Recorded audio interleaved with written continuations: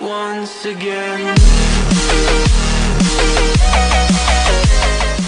मैं रवि कुशवाहा आज आपके सामने मैं एक अलग टॉपिक लेके आया हूँ, क्योंकि मुझे ऐसा लग रहा है कि आप इतिहास पढ़ पढ़ के बोर हो चुके हैं। तो मैंने सोचा कुछ नया स्टार्ट किया जाए। तो आज मैं आपको पढ़ाऊँगा संविधान। ठीक है, तो मैं आज संविधान के बारे में पढ़ाऊँगा। और संविधान पढ़ने से पहले मैं आपको बात बोलना चाहता हूँ कि जितने भी इतिहास के लेक्चर हुए हैं उसको आप ध्यान से देखिए। मुझे ऐसा लग रहा है कि आप ध्यान से नहीं देख पा रहे हैं और पूरा वीडियो नहीं देख रहे हैं। ठीक है, क्योंकि अगर देखिए तभी आपको फ़ायदा होगा। और ऐसा नहीं है कि अब पॉलिटी स्टार्ट कर दिए, संविधान स्टार्ट कर दिए हैं तो हिस्ट्री का लेक्चर नहीं आएगा। हिस्ट्री का लेक्चर चलते रहेगा और एक दो दिन के लिए मैंने स्टॉप किया है और साथ ही पॉलिटी का लेक्चर आएगा। ठीक है, तो मैं आपको बताऊंगा संविधान। ठीक है, तो संविधान बताने से पहले मैं बताऊंगा भारतीय संविधान जो हमारा बना है उसके पीछे क्या इतिहास रहा है। तो थोड़ा इतिहास का टर्म चलेगा यहाँ पे, थोड़ा हिस्ट्री का टॉपिक चलेगा, मॉडर्न हिस्ट्री का टॉपिक चलेगा कि कैसे कैसे अंग्रेज आए, फिर शासन किए, फिर कैसे कैसे उन लोग अपना एक्ट भेजे, फिर वही एक्ट जाके आगे संविधान का रूप लिया। तो इसकी चर्चा करेंगे, डिटेल से करेंगे। तो मेरे साथ बने रहिए और ध्यान से देखिए मैं क्या बोलता हूँ, सुनिए और बातों को ध्यान से लिखिए। ठीक है, तो आराम से सुनिए और ध्यान से लिखिए बातों को क्या मैं बता रहा हूँ। तो मैं स्टार्ट करने जा रहा हूँ संवैधानिक इतिहास, कॉन्स्टिट्यूशनल डेवलपमेंट। ठीक है,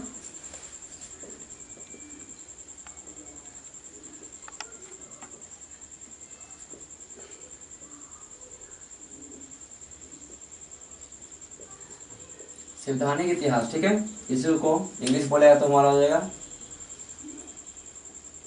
कॉन्स्टिट्यूशनल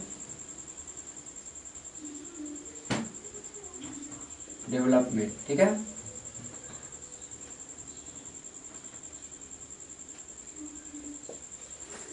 कॉन्स्टिट्यूशनल डेवलपमेंट कहने का मतलब कि जो हमारा संविधान आज हम देख रहे हैं वो आखिरकार बना कैसे, इसका अस्तित्व कैसे कैसे आया। तो इसकी चर्चा करने से पहले हम थोड़ा इतिहास के पीछे जाते हैं। ठीक है, तो हम बात करेंगे शुरुआत से लेके, थोड़ा चलेगा 10 मिनट, थोड़ा इंट्रो चलेगा इसका। तो आप ध्यान सुनिए तभी आपको अच्छा समझ में आएगा। ठीक है, और थोड़ा इतिहास का भी टॉपिक क्लियर होगा, फिर जब इतिहास पढ़ाएंगे तो और क्लियर होगा। ठीक है, तो हम देखते हैं कि हमारा भारत इधर था। ठीक है, ये हमारा भारत हो गया। इधर देख रहे हैं भारत के बगल में जो हमारा ये अरब प्रायद्वीप हो गया। ठीक है, जो अभी पढ़ाई सुना, ये भारत हो गया, ये अरब प्रायद्वीप हो गया। फिर इसके बगल में हम देख रहे हैं अफ्रीका हो गया। ठीक है, इसके बगल में इसके ऊपर देख रहे हैं यूरोप हो गया, यूरोप यहाँ तक है। ठीक है, जो भी तो ऐसा चल रहा था कि यूरोपियन जो बहुत सारे कंपनी था वो भारत की ओर व्यापार कर रहा था। ठीक है, जैसे इटली उटली था यहाँ पे। ठीक है, तो ये भारत की ओर व्यापार कर रहा था, यहाँ से आ रहा था, ये स्थल मार्ग से आ रहा था।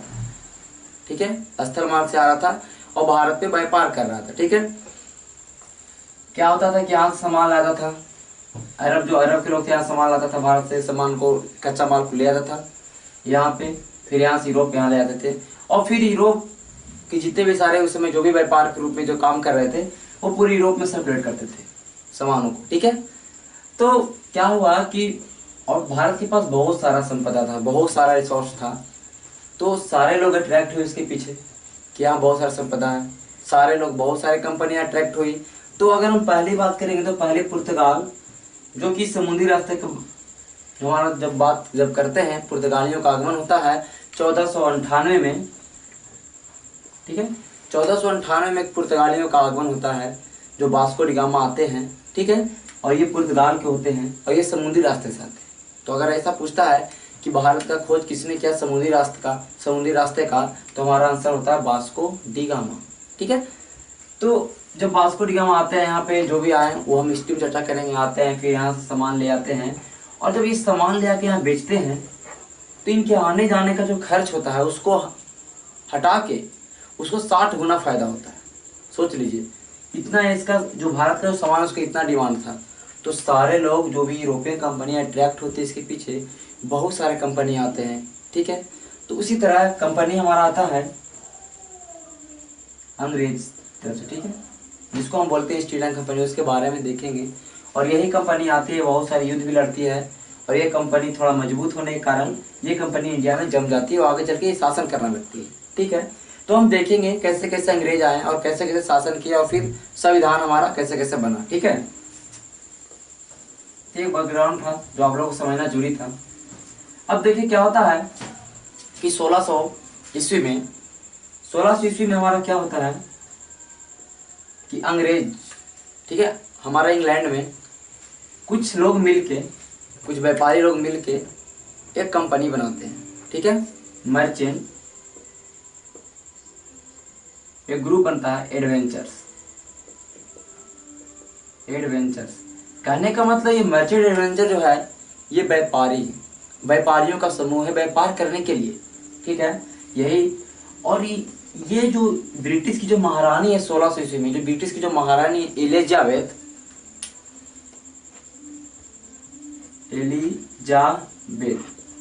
ठीक है, इससे परमिशन लेता, कहने का मतलब अधिकार पत्र या घोषणा पत्र जिसको बोलते हैं, एलिजाबेथ घोषणा पत्र देती है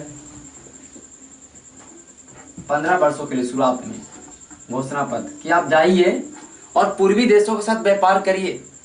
पूर्वी देशों के साथ कहने का मतलब जो कि इंग्लैंड से पूर्व में, हमारे इंग्लैंड से पूर्व में क्या पड़ता था, इंडिया, और इंडिया से आसपास के जो भी देश है, ठीक है।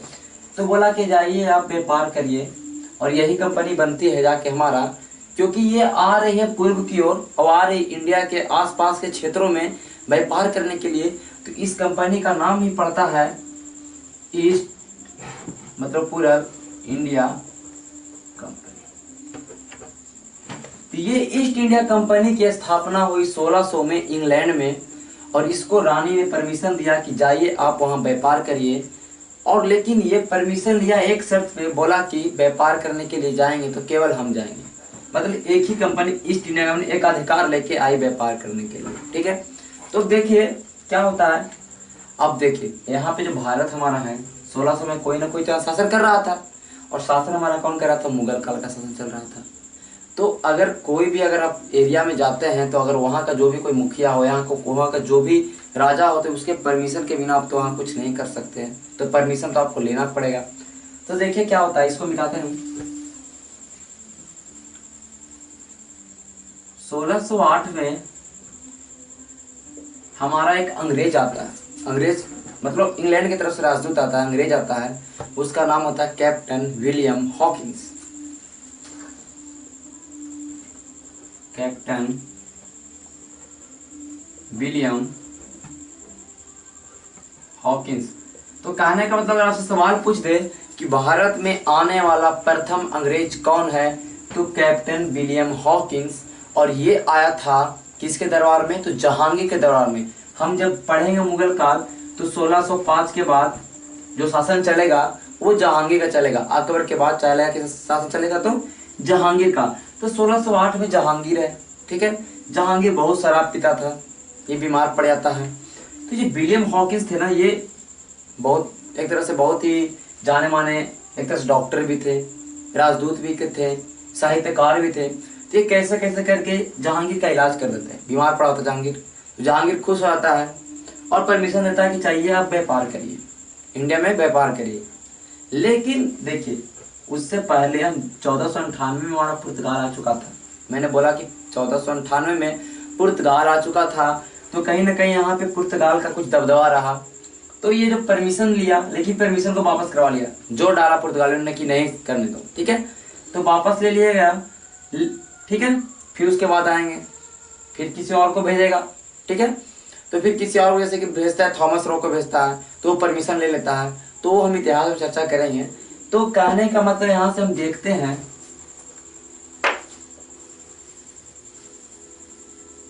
देखिए ये 1608,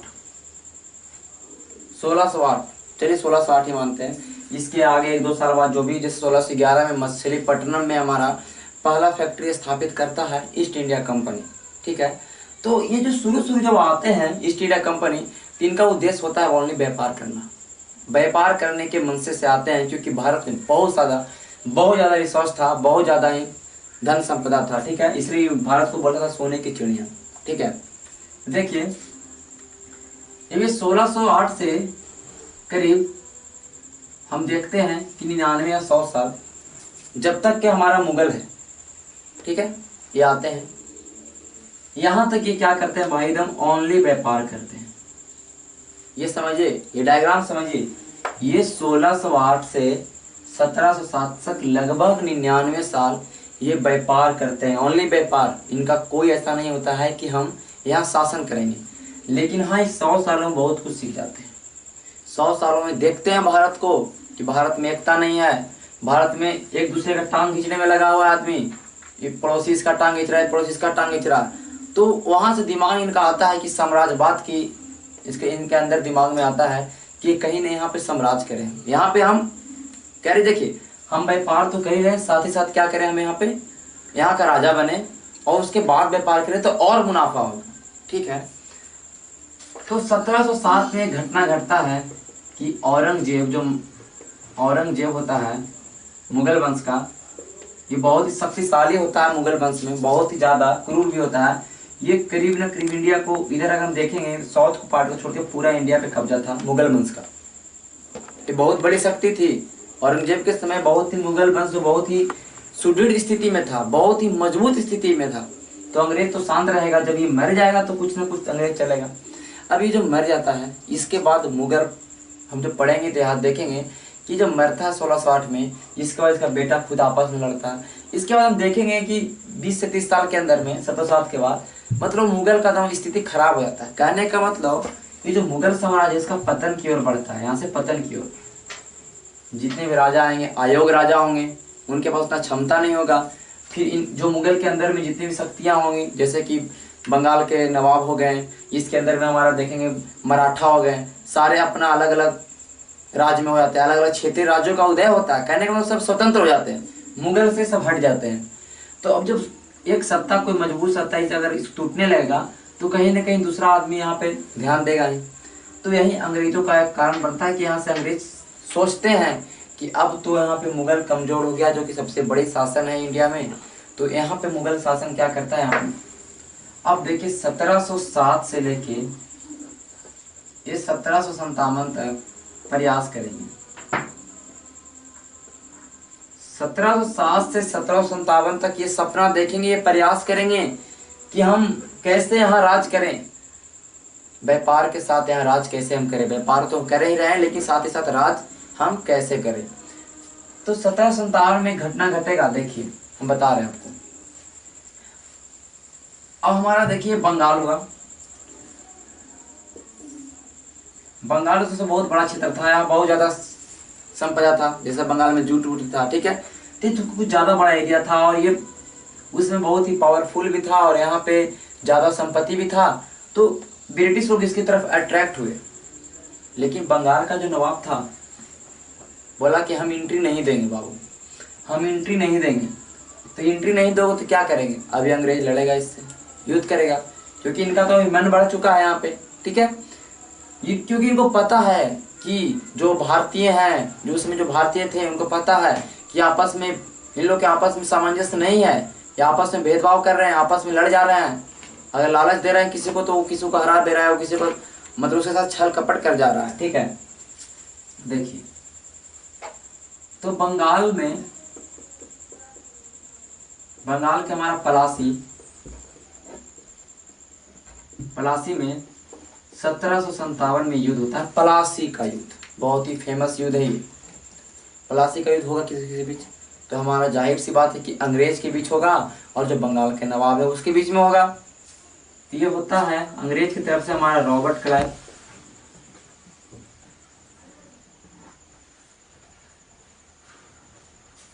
क्लाइव, अंग्रेज की तरफ से, और इधर हमारा होगा बंगाल के नवाब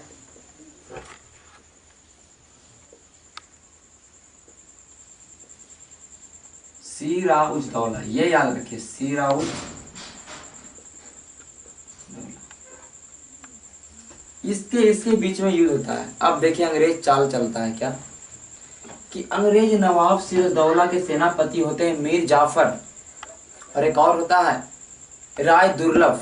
दो नाम है, राय दुर्लभ और मीर जाफर को ये क्या करता है, अपने ओर मिलाता है। बोलता है कि अगर हम ये युद्ध जीत जाएंगे तो तुमको बनाएंगे हम क्या, बंगाल का नवाब। लालच में आता है हमारा मीर जाफर और राय दुर्लभ, छल कपट करता है। अब जब युद्ध होता है तो ये राय दुर्लभ और मीर जाफर इसके तरफ आ जाता है, रॉबर्ट क्लाइव की तरफ। तो जाहिर सी बात है जो सेनापति, मुख्य सेनापति है, किसके तरफ आएगा, इसकी सेना कमजोर होगी तो युद्ध तो हारेगा ही। तो यहाँ पे बंगाल के नवाब युद्ध हारता है, बंगाल के नवाब युद्ध हारता है। देखिए ठीक है, तो बंगाल के नवाब जब प्लासी की युद्ध होता है 1757 में, इसमें जीत होती है अंग्रेज की और इसमें बंगाल के नवाब हारते हैं, तो बंगाल पे बैठाता किसको, बंगाल पे बैठेगा भाई मीर जाफर। बंगाल की गद्दी पे कौन बैठेगा, मीर जाफर, क्योंकि बोला था कि तुमको बनाएंगे, चलो बना देता है इसको। मीर जाफर को बनाता है, मीर जाफर से बहुत सारा पैसा ऐंठता है, युद्ध में जो भी खर्चा हो उसका पैसा ऐंठा, मतलब पैसा, बहुत सारा पैसा रॉबर्ट क्लाइव हमारा बंगाल के नवाब से, जो मीर जाफर को बैठाया है, उससे पैसा बहुत सारा ऐंठता है। ठीक है, अब क्या होता है कि मीर जाफर भी कुछ दिनों बाद, देखिए जब ज्यादा पैसे से खींच रहा है फिर भी कहता है अब हम नहीं दे पाएंगे, तो मीर जाफर को हटाता है, फिर बैठाता है उसके दामाद मीर कासिम को। ठीक है, अंग्रेज चाहता है कि ये हमारे इशारे पे काम करे, कठपुतली की तरह काम करे। ठीक है, लेकिन अब मीर कासिम भी है, ये भी कुछ दिनों बाद इसको ज्यादा पैसा जब खींच रहा है यहाँ पे, तो इसको भी कहीं ना कहीं दिक्कत होगा, ये भी इनकार करेगा, तो क्या करता है, इसको गद्दी से हटा देता है। अंग्रेज इसको गद्दी से हटा देता है, बंगाल के नवाब गद्दी से। तो ये जाता है हमारा किसके पास, ये जाता है हमारे शाह आलम द्वितीय के पास। ठीक है, शाह आलम द्वितीय जो कि उस समय मुगल वंश का राजा था, कहने का मतलब मुगल राजा था हमारा शाह आलम द्वितीय। देखिए हमने देखा था कि 1707 के बाद कमजोर हो रहा है, तो जब हम 1757 की बात करेंगे, ठीक है, उसके बाद भी हम जब चल रहे हैं तो कहीं ना कहीं मुगल वंश समाप्त नहीं हुआ, कुछ ना कुछ राजा है। ठीक है, एक राजा था शाह आलम द्वितीय। देखिए अब क्या होता है, मीर कासिम हो गए, हमारे हो गए शाह आलम द्वितीय, शाह आलम सेकेंड या द्वितीय जो भी बोलिए, मीर कासिम, शाह आलम द्वितीय एंड नवाब, अवध के नवाब थे, एक अवध था, अवध प्रांत, वहां के नवाब थे शुजाउद्दौला, शुजाउद्दौला। ये तीनों आपस में मिलते हैं और अंग्रेज के खिलाफ युद्ध छेड़ते हैं। कहाँ छेड़ते हैं युद्ध, तो बक्सर में, इसलिए इस युद्ध का नाम होता है बक्सर का युद्ध। ये तीनों लड़ते हैं किससे, तो अंग्रेज से, और अंग्रेज की तरफ से हमारा कौन लड़ता है, तो हेक्टर मुनरो, हेक्टर मुनरो। ठीक है, हेक्टर मुनरो लड़ता है, इधर से मीर कासिम, शाह आलम द्वितीय, न शुजाउद्दौला, तीनों के बारे में बताया। ये बंगाल का नवाब था लेकिन इसको हटा दिया गया था, लेकिन कहेंगे किताब में आपको बंगाल का नवाब भी देगा तो उससे कंफ्यूज नहीं होना है। शाह आलम द्वितीय जो कि मुगल शासक था, और शुजाउद्दौला जो अवध का नवाब था। हम मैं लिख देता हूँ यहाँ पे, कंफ्यूजन ना हो। ठीक है, ये अवध के नवाब हो गए, अवध, ये हो गए मुगल, मुगल राजा, ये हो गया हमारा बंगाल का। ठीक है, जो भी जैसे तो हटा देगा था गद्दी से, लेकिन हम बंगाल का ले, ठीक है। फिर भी इस युद्ध में हार होता है किसका, ये तीनों का। क्यों होता है, कि इनके पास आधुनिक तोप था, इनके पास सैनिक था जो ज़्यादा एक्सपीरियंस था, वो ट्रेंड था, इनके पास सैनिक वैसे नहीं थे, कुछ कुछ इधर के धोखाधड़ी भी किए हैं। ठीक है, इनके पास चला रहे हैं, तलवार से युद्ध लड़ रहे हैं, इधर युद्ध लड़ रहा है गोली से, बंदूक से, तोप से, तो फिर भी युद्ध हार जाता है। और जब ये युद्ध हारेगा तो अंग्रेज फिर पैसा ऐंठेगा, कुछ ना कुछ तो ऐंठेगा पैसा। ठीक है, अब देखिए युद्ध हार जाएगा, इसमें भी जीत हुआ किसका, अंग्रेज का, हेक्टर मुनरो था। ठीक है, याद रखिएगा। अब देखिए जब युद्ध हारता है तो संधि कराता है अंग्रेज। देखिए ऐसा नहीं कि युद्ध हार गया तो गद्दी से भगा दिया, फिर गद्दी पे किसी किसी को बैठाएगा, लेकिन वो चाहता है कि गद्दी पे कोई बैठे, शासन करे, हमको बस पैसा चाहिए। अंग्रेजों का मनसा के बस यहाँ से पैसा भी चाहिए, अभी कोई गद्दी शासन कोई करो। ठीक है, देखेंगे तब तक। तो संधि करवाता है, संधि करवाता है 1765 में। अब देखिए संधि करने के किसको बुलाएगा, रॉबर्ट क्लाइव को बुलाएगा। हेक्टर मुनरो लड़ा, रॉबर्ट क्लाइव युद्ध लड़के 1757 में प्लासी का युद्ध लड़ा, चला गया इंग्लैंड, उसको बुलाता है कि आप ही संधि करिए, क्योंकि आप ही स्टार्ट किए युद्ध करना 1757 में, तो आप ही आइए। ठीक है, रॉबर्ट क्लाइव को बुलाता है। 1765 में होता है संधि, इलाहाबाद की संधि, याद रखिएगा। इलाहाबाद में, जिसका नाम है इलाहाबाद की संधि। इलाहाबाद की संधि रॉबर्ट क्लाइव करता है। और बंगाल, इसमें संधि में क्या होता है, बंगाल, देखिए संधि होता है उसमें युद्ध के हर्जाना के लिए पैसा तो ऐठता ही, पैसा लाखों करोड़ों में ऐठता है, पैसा बहुत ऐठा, ठीक है। साथ ही साथ बंगाल, बिहार, उड़ीसा का दीवानी अधिकार मिल गया।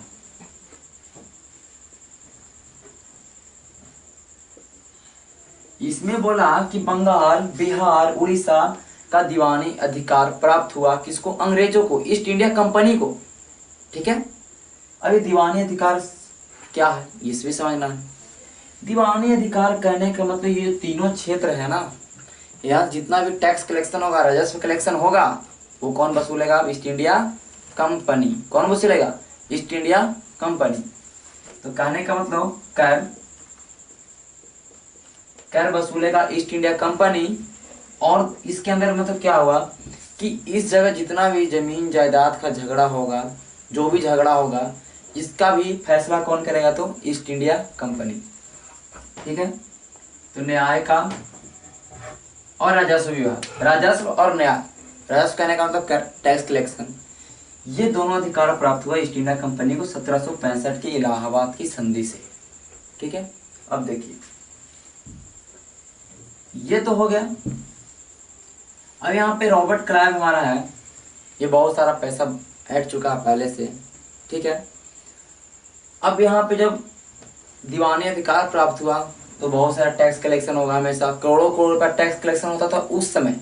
अभी की बात, अभी करोड़ रुपये बहुत है, लेकिन उस समय भी ये तीनों क्षेत्र से करोड़ों करोड़ रुपया का टैक्स कलेक्शन होता था। तो जो ईस्ट इंडिया कंपनी के थे, जो ईस्ट इंडिया कंपनी के जो भी उसके अंदर जो भी हमारे उसमें जो काम कर रहे थे ईस्ट इंडिया कंपनी के अंदर जितने अधिकारी थे, वो सारे अमीर बन रहे हैं, वो सारे अमीर बन रहे हैं, रिश्वत ले रहे हैं कंपनी के अंदर, व्यापार कर रहे हैं। तो अब देखिए यहाँ पे एक चीज बताते हैं आपको, ये कंपनी सबसे आप कंफ्यूज ये मत समझिए कि जो आज की जो कंपनी होती है, ये कंपनी में सामान बन रहा है, मैन्युफैक्चर्स हो रहा है, वो नहीं होता था। कंपनी कहने का मतलब ये हुआ कि इंडिया से रॉ मटेरियल को लेते थे, और ये जो कंपनी होता है ना, वो वहाँ पे लोग रहते थे, अधिकारी लोग, वो इस रॉ मटेरियल को यहाँ पे आया, फिर यहाँ से रॉ मटेरियल को विदेश भेजा गया, जो कि इंग्लैंड भेजा जाता, फिर वहाँ से मैन्युफैक्चर्स, वहाँ पे औद्योगिक क्रांति वहाँ थी, वहाँ पे मशीनें थी, ठीक है। तो वहाँ पे बनता था, फिर उसके बाद वहाँ से बन के इंडिया में आता था, बिकता था, मतलब चारों तरफ बिकता था पूरे वर्ल्ड में, कहने का मतलब, ठीक है। तो कंपनी का ये मतलब समझिए, कंपनी है फैक्ट्री का मतलब फैक्ट्री खोल दिया, ऐसे नहीं, कंपनी का कोई ग्रुप था आदमी का, ठीक है। तो देखिए यहाँ से पैसा आ रहा है, ठीक है। अब देखिए क्या होता है कि इतना पैसा कमा रहा है, इतना पैसा कमा रहा है, ठीक है, लेकिन फिर भी क्या होता है कि 1770 में, 1770 में ईस्ट इंडिया कंपनी है ना, जो अंग्रेज है, जो अंग्रेज के जो वहाँ महारानी है, वहाँ पे जो भी अंग्रेज जो शासन चल रहा है, वहाँ से ये लोन मांगता है, बोला कर्जा में जा रहा है ईस्ट इंडिया कंपनी। अब वहाँ के जो भी हमारे उसमें जो शासन कर रहे थे, जैसे वहाँ की रानी थी, फिर पीएम भी थे, प्रधानमंत्री भी थे, वो देखते हैं कि इतना जो भी ईस्ट इंडिया कंपनी के जितने भी सारे कर्मचारी हैं, वो जब आ रहे हैं तो यहाँ, जब यहाँ इनका घर छोटा था, जब आ रहे हैं तो बड़ा बड़ा घर बना दे रहे हैं, उनके पास ऐसो आराम है, फिर भी कंपनी घाटे में जा रही है। कैसे कंपनी घाटे में आखिर जा कैसे रही है? तो कहीं ना कहीं यहाँ पे धोखाधड़ी हो रहा है, जो दिखा रहा है बैलेंस शीट, जो दिखा रहा है कंपनी कि इतना हमको खर्चा हुआ है, इतना, वो गलत दिखा रहा है। तो यहाँ पे क्या होता है, अब देखिए वहां का पीएम है हमारे, वहां के पीएम है लॉर्ड नॉर्थ। वहां के पीएम उस समय कौन थे? लॉर्ड नॉर्थ, याद रखिएगा, लॉर्ड नॉर्थ, ये सब याद करने की चीज है। लॉर्ड नॉर्थ, लॉर्ड नॉर्थ वहां से कमेटी बनाते हैं, इंग्लैंड में एक कमेटी बनाते हैं, कमेटी का नाम होता है गोपनीय समिति, गोपनीय समिति, कहने का मतलब सेक्रेट कमेटी, ठीक है। अब देखिए ये सेक्रेट कमेटी बनाते हैं, और इसको बोलते हैं कि देखो, इसका पता लगाओ कि आखिर कंपनी घाटे में क्यों जा रही है। जब ये गोपनीय समिति पता लगाती है तो पता चलता है कि ईस्ट इंडिया कंपनी के जो अधिकारी लोग हैं, जो कर्मचारी लोग करोड़ों करोड़ रुपया कमा रहे हैं। ठीक है, अब देखिए क्या होगा। ये देखा कि हम ईस्ट इंडिया कंपनी को भेजें व्यापार करने के लिए, और वहाँ से जो भी टैक्स कलेक्शन होगा या जो भी कंपनी, अगर कोई भी सरकार कंपनी को भेजती है कैसे, जैसे कि अभी भी जो हमारा कंपनी, भारतीय कंपनियां अगर विदेश में अगर कुछ कर रही है तो उसका जो भी कमाई हो रहा है उसका कुछ ना कुछ टैक्स में देना पड़ जाता है। और ये हमसे पैसा मांग रही है, ये हमसे कर्जा मांग रही है, जो भी ठीक है लोन मांग रही है। तो ये सेक्रेट कमेटी एक अब करता है कि अब कुछ ना कुछ शिकंजा कसना पड़ेगा कंपनी में। तो 1773 में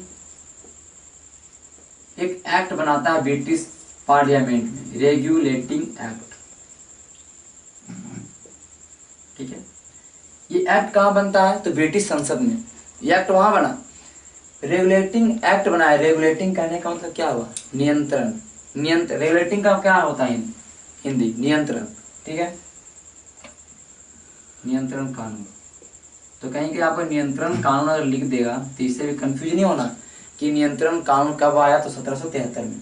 तो नियंत्रण कानून बनाया ब्रिटिश पार्लियामेंट में।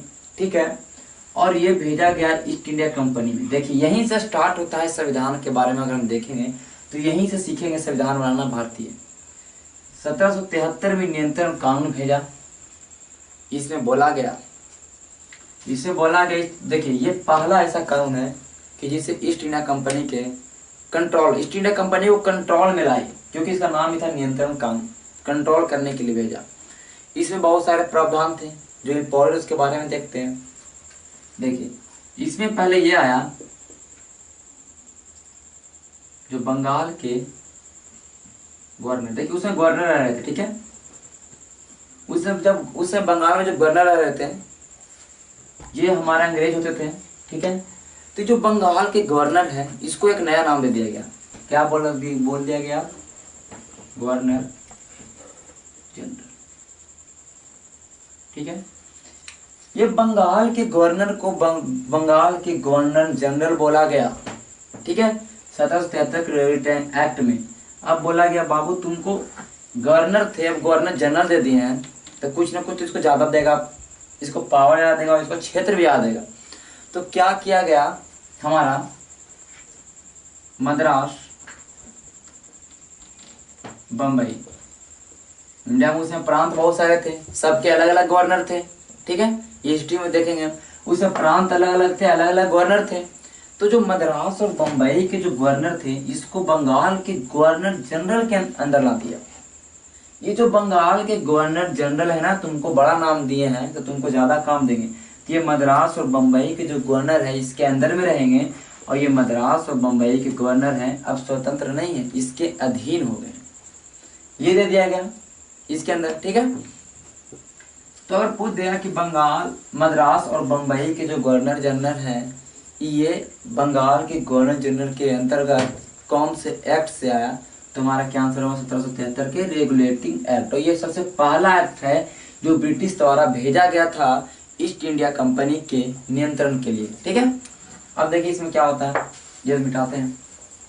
एक काम तो देख लिया, अब इसमें एक काम और होगा कि देखिए अब जैसे कि इतना चीज काम करने के लिए दे दिए हैं तो कहीं ना कहीं झगड़ा होगा या कुछ ना कुछ तो होगा, तो इसके लिए बनाया गया उच्चतम न्यायालय। उच्चतम न्यायालय की स्थापना हुई हमारा 1774 में। तो ये उच्चतम न्यायालय कहाँ बना, कलकत्ता में। तो पूछ दे कलकत्ता में उच्चतम न्यायालय की स्थापना कब हुई, तो 1774 में, और किस एक्ट से हुई, तो रेगुलेटिंग एक्ट से। ठीक है, अब जो ये बनाया गया, ये जो हमारा बनाया गया उच्चतम न्यायालय, इसके 4 न्यायाधीश बने। एक मुख्य न्यायाधीश था और 3 अन्य न्यायाधीश थे। ठीक है, एक जो मुख्य न्यायाधीश और 3 अन्य न्यायाधीश।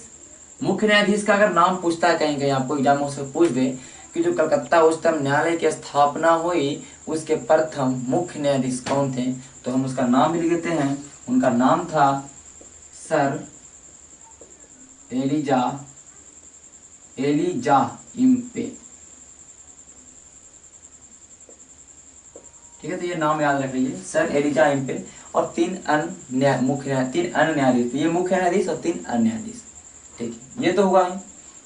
अब देखिए इसमें और क्या होता है, हम जब देखेंगे इतिहास जब पढ़ते हैं तो हम देखते हैं कि जो सहायक संधि हुआ था, सॉरी सहायक संधि बोल रहे हैं, जो इलाहाबाद की संधि हुई थी 1765 में, तो इसमें बंगाल में दोहरी शासन हो गया था। बंगाल में दोहरी शासन था, एक गवर्नर जनरल तो था हिस्सा ही, और एक हमारा बंगाल का नवाब भी था, ठीक है।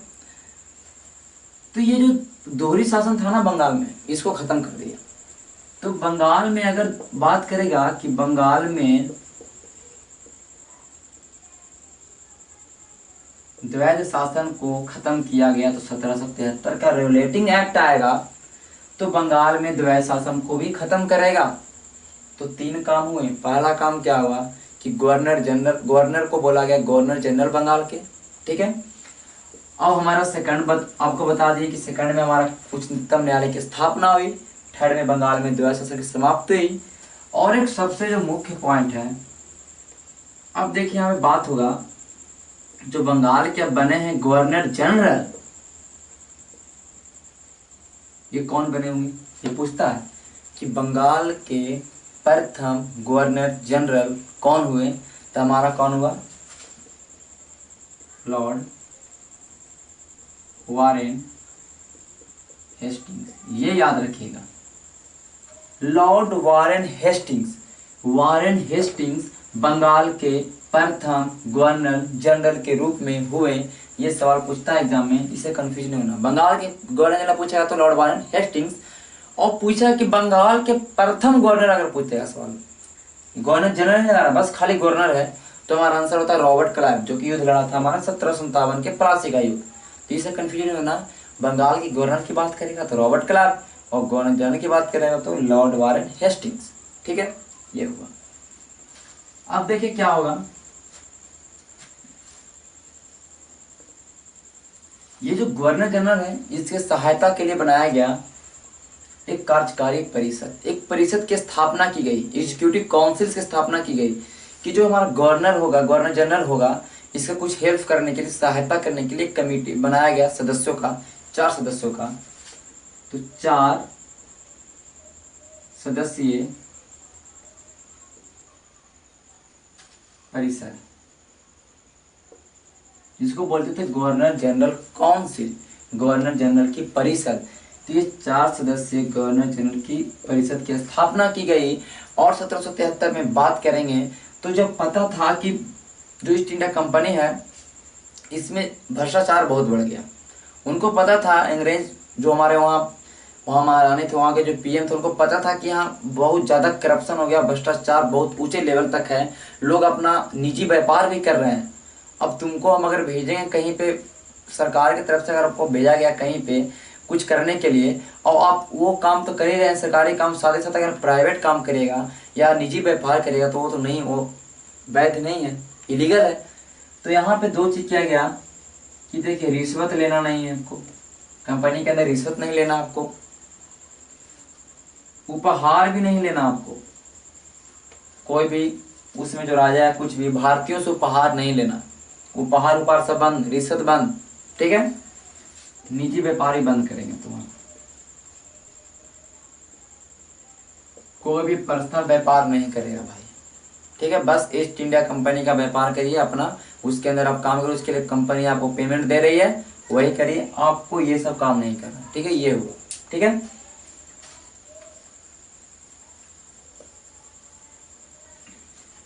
ये हमारा था 1773 का रेगुलेटिंग एक्ट, ठीक है। अब देखिए क्या होता है,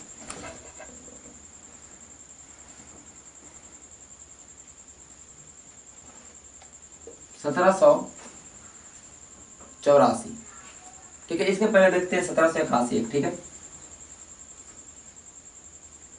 1781 में एक एक्ट आया, उसका नाम था act of settlement, act of settlement,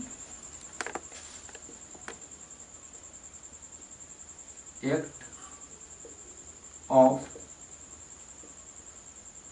settlement. कहने का मतलब देखिए सेटलमेंट है, नाम से लग रहा हो कि सेटलमेंट कुछ करने के लिए आया। तो 1773 का जो रिलेटिंग एक्ट आया था, जो नियंत्रण कानून आया था, इसके कमियों को दूर करने के लिए, इसका सेटलमेंट करने के लिए आया। इसमें कुछ ना कुछ कमी रहा होगा, तो इसको पूरा करने के लिए, इसको दूरी कमियों को दूर करने के लिए एक्ट आया 1781 में। उसका नाम है एक्ट ऑफ सेटलमेंट। तो इसके बारे में इतना ही है कि अगर पूछेगा कि 1773 के रेगुलेटिंग एक्ट के कमियों को दूर करने के लिए कौन सा एक्ट लाया गया, तो हमारा आंसर होगा सेटलमेंट, एक्ट ऑफ सेटलमेंट 1781। ठीक है, अब हम चलते हैं 1784 पे। देखिए संविधान देखिए यहाँ से बन रहा है, धीमा समय समय पे एक्ट भेजेगा, आगे चल के बहुत सारा एक्ट भेजेगा, उससे कुछ ना कुछ आएगा, फिर आपका संविधान में वही सब चीज लिया जाएगा। ठीक है, 1784 में एक्ट आता है भाई, उसका नाम है Pitt's India act. Pitt's India act. अब देखिए पिट्स क्या नाम, इसको क्या है, क्योंकि उसमें जो विलियम पिट थे, विलियम पिट, वो उस समय 1784 के समय में, जैसे कि हम देखते थे लॉर्ड नॉर्थ थे हमारे, कब 1773 के समय में हमारा वहाँ के पीएम थे, अंग्रेज मतलब सॉरी ब्रिटिश का पीएम थे। तो ब्रिटेन का पीएम कौन है, विलियम पिट्स, ये भेजेगा एक्ट, तो उसका नाम आ गया पिट्स इंडिया एक्ट। हम देखिए एक एक चीज पे चर्चा कर रहे हैं, कंफ्यूज नहीं होना। तो पिट्स इंडिया एक्ट आया।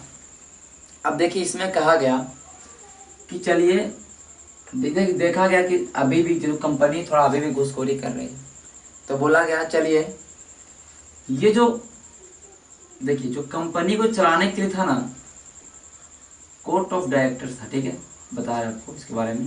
कोर्ट ऑफ डायरेक्टर कहने का मतलब कोर्ट ऑफ डायरेक्टर, ठीक है, इसके हिंदी भी लिखते नीचे, कोर्ट ऑफ डायरेक्टर। ठीक है, कोर्ट ऑफ डायरेक्टर्स थे। ठीक है, इसका बोलते हैं निदेशक मंडल भी। ठीक है, निदेशक मंडल, निदेशक मंडल, जैसे कोई भी कंपनी होता है उसका अगर हेड को बोलते हैं डायरेक्टर, ये पता होना चाहिए। ठीक है, तो जो कोर्ट ऑफ डायरेक्टर थे, निदेशक मंडल थे, यही कंपनी का जो कहने का मतलब कंपनी का मेन यही थे।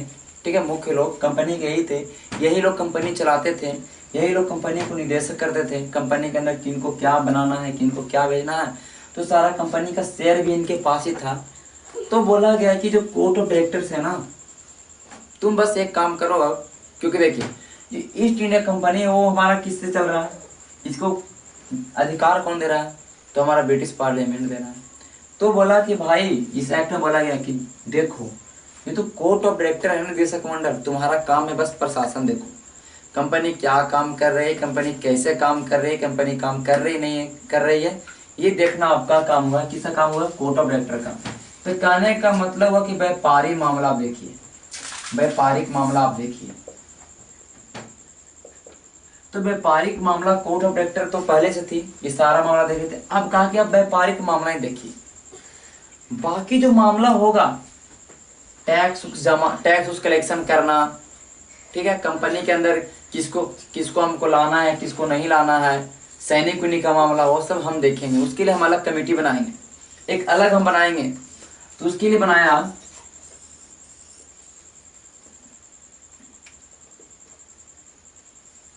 बोर्ड ऑफ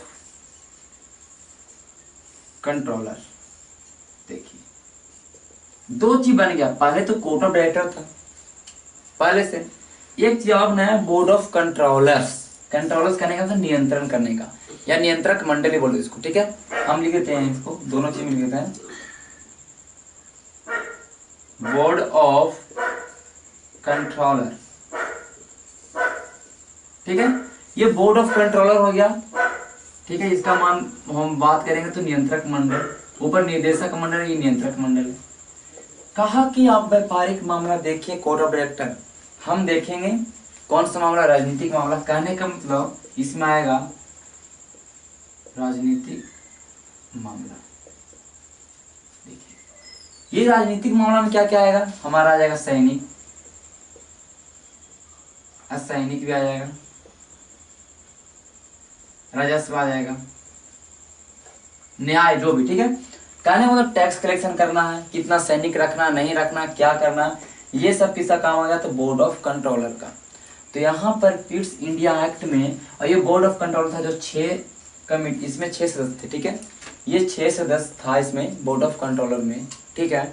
तो कहा गया कि कोर्ट्स ऑफ डायरेक्टर और बोर्ड ऑफ कंट्रोलर दो चीज, एक सीओडी एक बीओसी, दो चीजों का गठन हुआ हमारा 1784 की पिट्स इंडिया एक्ट में। तो कह सकते हैं कि कंपनी में दोहरी शासन व्यवस्था हुई। देखिए उसके पहले देखे थे कि बंगाल में दोहरी शासन थी, लेकिन यहाँ पे क्या होता है कि कंपनी में दोहरी शासन, तो बोल सकते हैं कि दोहरी शासन व्यवस्था कंपनी में, कंपनी के अंदर, ईस्ट इंडिया कंपनी के अंदर दोहरी शासन व्यवस्था कब लागू हुई, तो 1784 के पिट्स इंडिया एक्ट में। इसमें तो इतना अच्छा था, ठीक है। अब हम आगे चलेंगे, इसको मिटाते हैं।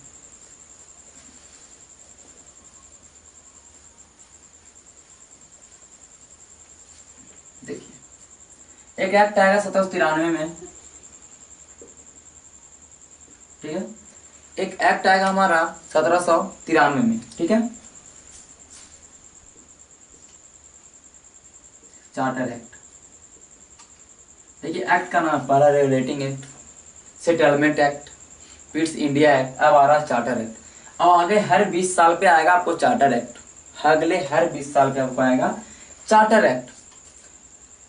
तो अब चार्टर एक्ट आया 1793 में, इसमें बोला गया, इसमें ज़्यादा नहीं, ठीक है, ज़्यादा डिटेल में नहीं आते इसका, इसमें बोला गया कि जो कंपनी में जो काम कर रहे हैं हमारे बोर्ड ऑफ कंट्रोलर्स, नियंत्रक मंडल, कंपनी के नियंत्रक मंडल, बोर्ड ऑफ कंट्रोलर, जिसका वेतन होगा ना, वेतन जिसका वेतन होगा वो कहाँ से आएगा, तो भारतीय राजस्व से।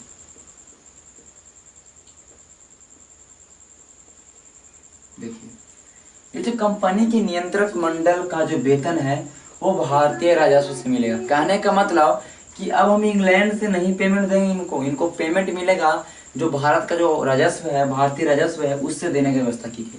तो इसमें यही है कि भारतीय राजस्व से नियंत्रक मंडल को पेमेंट देना या वेतन देने की व्यवस्था किससे हुई, 1793 का चार्टर एक्ट से, चार्टर अधिनियम से, ठीक है। अब हम चलेंगे 1813 का चार्टर है, ठीक है। मैंने क्या बोला कि हर 20 साल पे आएगा, 1793, 20 जोड़ेंगे 1813, 20 जोड़ेंगे 1833, 1853, ठीक है, ये देखेंगे, ठीक है। अब देखते हैं हम 1700 नहीं, 1813, 1713 में तो मैंने देख लिया, ठीक है। 1813 का चार्टर एक्ट, इसका भी नाम क्या है, चार्टर एक्ट। अब सारा चार्टर चलेगा, ठीक है, सारा चलेगा चार्टर, कब तक, 1858 तक चलेगा चार्टर। 1858 के बाद आएगा भारत शासन अधिनियम, हम बताएंगे आपको। तो इस चार्टर एक्ट में बोला गया कि कंपनी 20 साल तक और रहेगी। चलिए कंपनी 20 साल तक और रहेगी, कहने का मतलब कंपनी के 20 वर्षों तक बढ़ाया गया अधिकार पत्र को, अगले 20 वर्ष, ठीक है, अगले 20 वर्षों के लिए अधिकार पत्र। देखिए कंपनी शुरुआत में 15 साल का अधिकार पत्र मिला था। अब क्या हुआ कि जो कंपनी जब देख रहा है कंपनी के अंदर ज्यादा मुनाफा हो रहा है, कंपनी के जो भी अंदर में अधिकारी लोग हैं वो ज्यादा पैसा कमा रहे हैं। ऐसा हो रहा है ना कि इंग्लैंड में जो लोग हैं ना वहाँ पे वो चाह रहे हैं कि हम भी कंपनी के अंदर जाएं, हम भी जाएं इंडिया, हम भी कुछ पैसा कमा के आए। मतलब एक से एक लोग पैर भी भिड़ा रहे हैं, एक से एक लोग कि इसके अंदर हम चले आए कंपनी के अंदर, क्योंकि इसमें इतना ज्यादा मुनाफा हो रहा था ना, बहुत ज्यादा मुनाफा हो रहा था, ठीक है। तो अब हर साल देख रहे हैं 20 वर्षों के लिए बढ़ा दे रहा। ये कहीं ना कहीं यहाँ पे जो भी हमारा जो कंपनी को जो भी रेगुलेट कर रही है वहां से, तो उसको पैसा खिलाया जा रहा है कुछ भी, तो 20 वर्षों के लिए हमेशा अधिकार पत्र को बढ़ा दे रहा है कि अगला 20 साल और रहेगा, अगला 20 साल और रहेगा। तो 1813 में बोला जा रहा है कि 20 वर्षों के लिए अधिकार पत्र को बढ़ाते हैं, मतलब 1833 तक कंपनी रहेगी, उसके आगे फिर देखा जाएगा। इसमें अगले 20 वर्ष तक अधिकार पत्र को बढ़ाया जाएगा, ठीक है। फिर इसमें क्या किया जाएगा कि एकाधिकार को समाप्त करेगा। एकाधिकार कहने का मतलब मोनोपोली, मतलब बस हम ही हैं, हम ही करेंगे, यहाँ व्यापार हम ही करेंगे इंडिया में और कोई नहीं करेगा। ये था ईस्ट इंडिया कंपनी का, किसी और को व्यापार करने की अनुमति नहीं थी, ये इसका एकाधिकार चल रहा था। लेकिन एकाधिकार को समाप्त कर देता है यहाँ पे, वहां से जो एक्ट आता है इसमें बोला जाता है कि ईस्ट इंडिया कंपनी को एकाधिकार को समाप्त किया जाता है और भी कंपनी जो इंग्लैंड के हैं वो भी इंडिया में व्यापार कर सकते हैं। लेकिन ये एकाधिकार को पूर्णतः समाप्त नहीं किया गया, ये ध्यान रखिए, पूर्णतः नहीं बोल रहे, एकाधिकार को समाप्त कर रहा है। लेकिन ये जो चाय का व्यापार है, चाय का व्यापार है चीन के साथ, चीन व पूर्वी देशों के साथ, पूर्वी देशों जैसे कि जापान उपान आ जाएगा, ठीक है। ये चाय का जो व्यापार है ना, चाय का, ये अभी तक बना रहेगा, यथास्थिति बना रहेगा। चीन व चाय के, चीन के साथ व्यापार, ठीक है, चाय का व्यापार चीन या पूर्वी देशों के साथ बना रहेगा अगले 20 वर्षों तक। और बाकी जितने भी हैं, जो भी जितने भी व्यापार हैं वो सारे एकाधिकार को समाप्त किया जाता है। इसमें यह बोला गया 1813 के चार्टर एक्ट में। अब 1813 के चार्टर में एक्ट में एक और चीज आता है, देखिए यहाँ पे उठाते हैं इसको,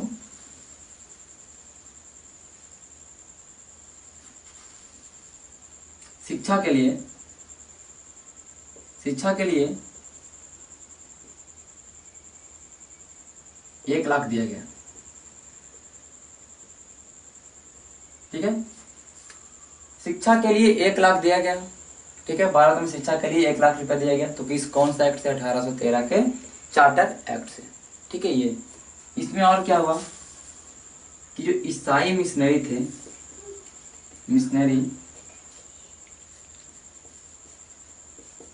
ईसाई मिशनरियों को प्रचार करने की अनुमति मिली। जो ईसाई धर्म था उसका जो प्रचार करता था ईसाई मिशनरी, उसको अनुमति मिली भारत में प्रचार करने के लिए, ईसाई धर्म का प्रचार करने के लिए। शिक्षा के लिए 1 लाख रुपए दिए, ईसाई धर्म का प्रचार यहाँ पे किया गया, करने के लिए दिए गए, ठीक है। ये चीजें हुआ 1813 के एक्ट में। अब देखिए 20 साल के लिए अधिकार पत्र को बढ़ाया गया है, तो 1833 तक तो चलेगा ही, ठीक है। अब हम देखते हैं 1833 का, तो आइए अब हम देखते हैं 1833 का चार्टर अधिनियम, ठीक है। 1833 चार्टर अधिनियम, देखिए इसमें क्या होता है। पहला वाला देखिए कि हमने देखा था कि 1813 का चार्टर अधिनियम था, उसमें 20 वर्षों के लिए अधिकार पत्र को बढ़ाया गया था, और इसमें भी अगले 20 वर्षों के लिए अधिकार पत्र को बढ़ा देगा। कहने का मतलब 1853 तक जाएगा चार्टर है। तो 1833 में तो पहला हम देखेंगे 20 वर्षों के लिए अधिकार पत्र बढ़ाया, ठीक है। अब तो बढ़ा दिए। और हमने 1813 में एक चीज और देखा था कि एक अधिकार जो समाप्त किया था, लेकिन जो चाय के जो व्यापार था, चाय का व्यापार चीन के साथ और पूर्वी देशों के साथ जो व्यापार था, वो मात्र ईस्ट इंडिया कंपनी ही कर रही थी, उसको खत्म नहीं किया था। अब कहेगा 1833 में क्या चार्टर अधिनियम जो आएगा, इसमें क्या होगा कि एकाधिकार है ना, जो मोनोपोली हमारा एकाधिकार पूर्णतः समाप्त।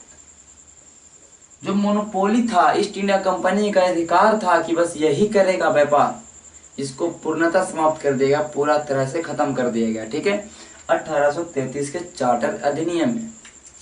अब इसमें सबसे जो मुख्य बात है, वो क्या होता है,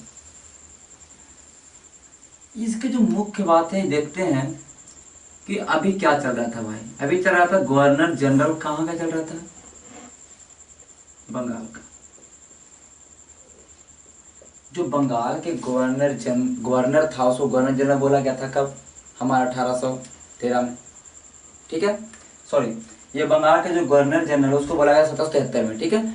अभी जो बंगाल का जो गवर्नर जनरल है ना, इसको नया नाम दे दिया है। क्या नाम दिया जाएगा? अब देखिए, पहले बंगाल के गवर्नर जनरल था, इसका नाम क्या होगा? बहुत बड़ा नाम हो जाएगा, भारत का गवर्नर जनरल।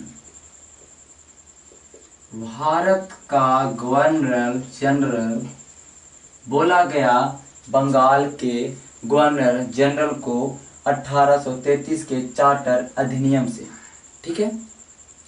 तो ये सवाल पूछता है कि जो भारत के प्रथम गवर्नर जनरल कौन हुए? जैसे कि हमने देखा था कि बंगाल के प्रथम गवर्नर लॉर्ड बारन हेस्टिंग्स, बंगाल के प्रथम गवर्नर तो हमारा क्या था? Robert Clive. और अगर भारत के प्रथम गवर्नर की बात करेगा तो भारत के प्रथम गवर्नर जनरल हमारे होंगे लॉर्ड विलियम बेंटिंग। देखिए ये जो लॉर्ड विलियम बेंटिंग हुए ये भारत के प्रथम गवर्नर जनरल हुए और ये सवाल बहुत ही बार एग्जाम में पूछ चुका है, बहुत ही बार। ठीक है, अब देखिए इसमें क्या होगा, देखिए इसमें क्या होता है। तो ये तो हमारा लॉर्ड विलियम बेंटिंग भारत के प्रथम गवर्नर जनरल बने। अब क्या होता है कि ये जो गवर्नर जनरल बन गया भारत देश में, कुछ ज्यादा एरिया होता है, कुछ ज्यादा, इसको ज्यादा असीमित अधिकार प्राप्त होता है, इसको कुछ ज्यादा, अब हमको अनलिमिटेड गवर्नर से अनलिमिटेड राइट्स प्राप्त हो गया, क्योंकि ये भारत का गवर्नर जनरल, ये बंगाल का गवर्नर जनरल नहीं है, ये भारत का, एक तरह से पूरे भारत का एक गवर्नर जनरल को बनाया गया और प्रथम लॉर्ड विलियम बेंटिंग हुए हैं। और हमारा जो प्रांत था जो इसके अंदर में था, जो बंगाल के अंदर में कौन कौन प्रांत था, मद्रास था और बम्बई था। ये जो मद्रास है ना और बम्बई है ना, इससे विधायी शक्तियां छीन लिया गया। कहने का मतलब इनसे जो विधायी शक्तियां, विधि बनाने का जो अधिकार था, कि जो मद्रास के गवर्नर भी, बम्बई के जो गवर्नर भी थे उन लोग भी विधि बना रहे थे, वो विधायी शक्तियां छीन ली गई। ठीक है, अब इसके अंदर में आ गया। तो अगर पूछेगा कि मद्रास, बम्बई और ये क्या बोलते हैं, मद्रास और बम्बई के विधायी शक्तियां कब छीना गया, तो 1833 के चार्टर अधिनियम या चार्टर एक्ट में। ठीक है, इसमें अब क्या होता है देखिए,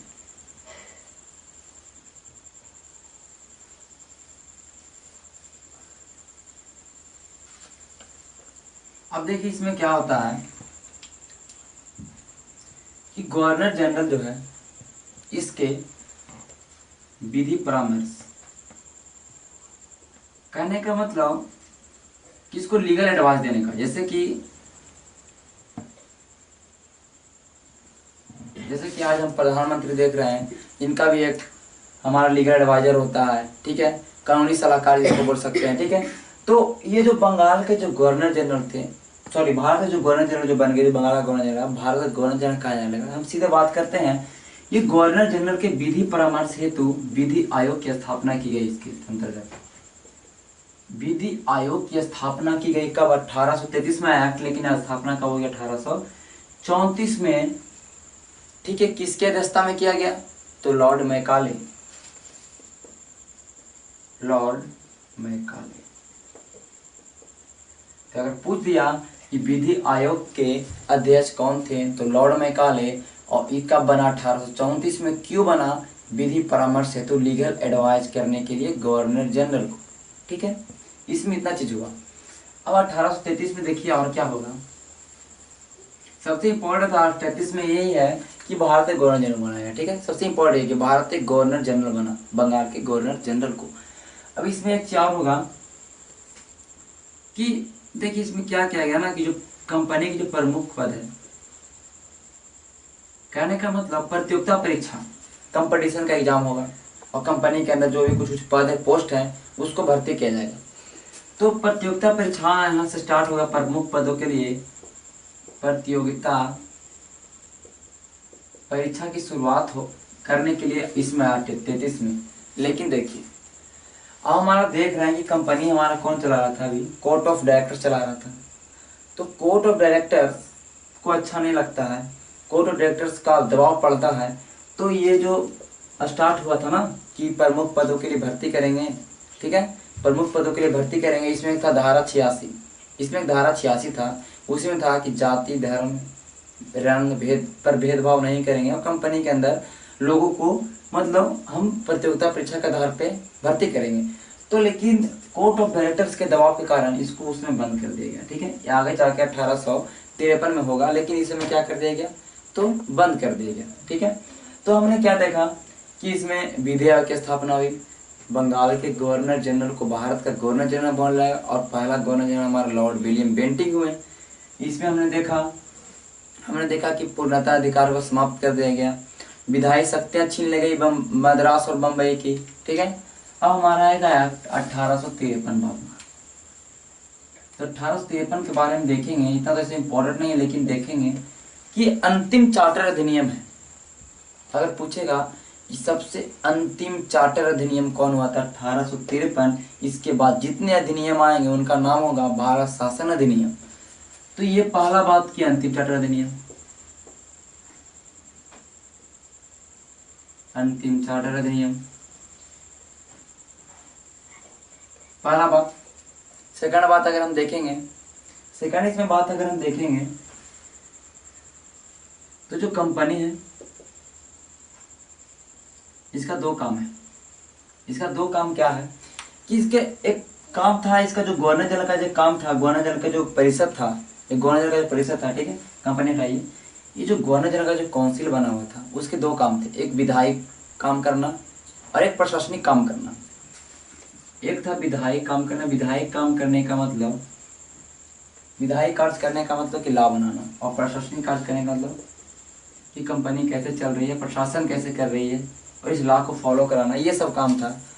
तो ये दोनों को पहली बार अलग कर दिया गया, ये दोनों के लिए अलग कर दिया गया, ठीक है। अलग अलग चीज अब अलग अलग चीज देखेंगे, ठीक है, अलग अलग इनके लिए गठित किया जाएगा, अलग अलग चीज देखेंगे, ठीक है। तो विधायिक और प्रशासनिक कार्यों को गवर्नर जनरल की परिषद के विधायिक और प्रशासनिक कार्यों को पहली बार इसमें पृथक या अलग कर दिया गया 1853 के चार्टर अधिनियम से। अब देखिए इसमें एक 12 सदस्य का विधान परिषद बनेगा, गठित होगा Vidhan Parishad. All India legislative council, all India legislative council, legislative council की स्थापना हुई, 12 सदस्य था उसमें, ठीक है, 1853 के चार्टर अधिनियम से। एक तरह से ये संसद हुई, एक तरह से संसद का काम कर रही थी और ये विधि बना रही थी, ये कानून बना रही थी। लेकिन जो कानून बनाएगी, इनका काम था कानून बनाना, संसद की तरह संसद आज भी कानून बनाती है, ये कानून बनाएगी। लेकिन जो कानून है वो गवर्नर जनरल हमारा है, जो उसमें भारत का गवर्नर जनरल हो रहा है, उसके अनुमति, अगर उसका अगर ये जो कानून देखेगा वो कानून अगर सही है तो अगर वो परमिशन देता है तभी वो कानून अधिनियम बनेगा। जो भी ये एक्ट लाएगी, ठीक है, जो भी ये चीज मतलब बिल पास करेगी, उसको गवर्नर जनरल का अंतिम निर्णय अगर होगा तभी ये बनेगा। इस पे गवर्नर जनरल को पावर था, वीटो पावर, वीटो शक्ति जो अभी राष्ट्रपति के पास है, तो वीटो शक्ति का इस्तेमाल कर सकता है और ये जो भी नियम बनाएगी इस पे गवर्नर जनरल का निर्णय लेना आवश्यक था, ठीक है। इसके अंदर ये था, ठीक है। वीटो शक्ति के बारे में हम पढ़ेंगे जब राष्ट्रपति पढ़ेंगे। वीटो शक्ति 2-3 तरह के होते हैं, पॉकेट वीटो, ये सब, ठीक है। मतलब कहने का मतलब कि कोई भी अगर जैसे कि बिल पास होगा हमारा लोकसभा राज्यसभा से, वो बिल वो लास्ट में हमारा कंसेंटमेंट के लिए आता है, मतलब हमारा लास्ट में अनुमति प्राप्त करने साइन कर ले जाता है राष्ट्रपति के बाद। तो वीटो पावर का मतलब होता है कि राष्ट्रपति उसको थोड़ा देर रोकेगा, चाहे कि हम तुरंत इस पर ऑर्डर नहीं दें कि इस पर साइन कर दें, उसका माने तो रोक दिया कुछ दिन तक, तो वीटो पावर उसी को बोलते हैं, ठीक है, जो यूज करता है। तो इसमें गवर्नर जनरल को वीटो पावर था कि अगर कोई भी विधान परिषद से कोई बिल पास हो गया है, जो 12 सदस्यीय विधान परिषद था, उस पर गवर्नर जनरल का हाँ या मंजूरी करना जरूरी था, ठीक है। वीटो शक्ति का इस्तेमाल कर सकता था, रोक सकता था उसको, ठीक है। अब इसमें देखिए क्या हुआ कि मैंने क्या बोला था, प्रतियोगिता परीक्षा था ना, उसको रोका गया था 1830 में, किसके कहने पर, तो कोर्ट ऑफ डायरेक्टर्स कहने पे, मतलब निदेशक मंडल कहने पे। अब इसमें स्टार्ट हो जाएगा, इसमें पूर्णतः स्टार्ट, तो यहाँ से प्रमुख पदों पे प्रतियोगिता परीक्षा स्टार्ट, प्रमुख पदों पे प्रतियोगिता परीक्षा का स्टार्ट हुआ, प्रारंभ हुआ 1853 का। अब देखिए मैंने क्या बताया कि ये सबसे अंतिम हमारा चार्टर अधिनियम है। कहने का मतलब कंपनी का शासन की बात करेंगे तो हम देखेंगे 1773 से लेके 1853 तक जितने भी एक्ट आए, ये कंपनी, यहाँ पे जो भारत पर शासन हो रहा है अभी कंपनी का शासन कर रहा है। यहाँ पे कहने का मतलब कंपनी के शासन के लिए जो एक्ट भेजा गया 1773 से 1853 तक। अब जो भी एक्ट आएंगे वो हमारा सीधे आएगा ब्रिटिश, क्या बोलते हैं उस पर, जो भी मतलब हमारा देश अभी यहाँ पे कंपनी शासन कर रही थी इंडिया में शासन किस होता है, ईस्ट इंडिया कंपनी का। और 1857 में युद्ध होता है, 1857 में युद्ध होता है। तो इसमें जो वहाँ की जो संसद है ये आरोप लगाता है कि ईस्ट इंडिया कंपनी के वजह से युद्ध हुई, तो ईस्ट इंडिया कंपनी के हाथों से शासन को छीन लेता है। अब शासन सीधे होगा ब्रिटिश संसद से, ब्रिटिश क्राउन से 1858 में। तो 1858 से जो भी अधिनियम आएगा उसको बोला जाएगा भारत शासन अधिनियम। तो इसकी चर्चा हम अगले लेक्चर में करेंगे। मतलब कहने का मतलब संवैधानिक इतिहास कॉन्स्टिट्यूशनल डेवलपमेंट के पार्ट 2 में हम चर्चा करेंगे क्राउन के द्वारा शासन, क्राउन के द्वारा जितने भी अधिनियम भेजे गए वहाँ से ब्रिटिश संसद द्वारा उसके पर। ठीक है, तब तक के लिए आप इस वीडियो को ध्यान से देखिए। अब एक बार अगर नहीं सुना तो 2 बार देखिए। ठीक है, रोक रोक के देखिए। अब इसको नोट्स को बनाइए ध्यान से।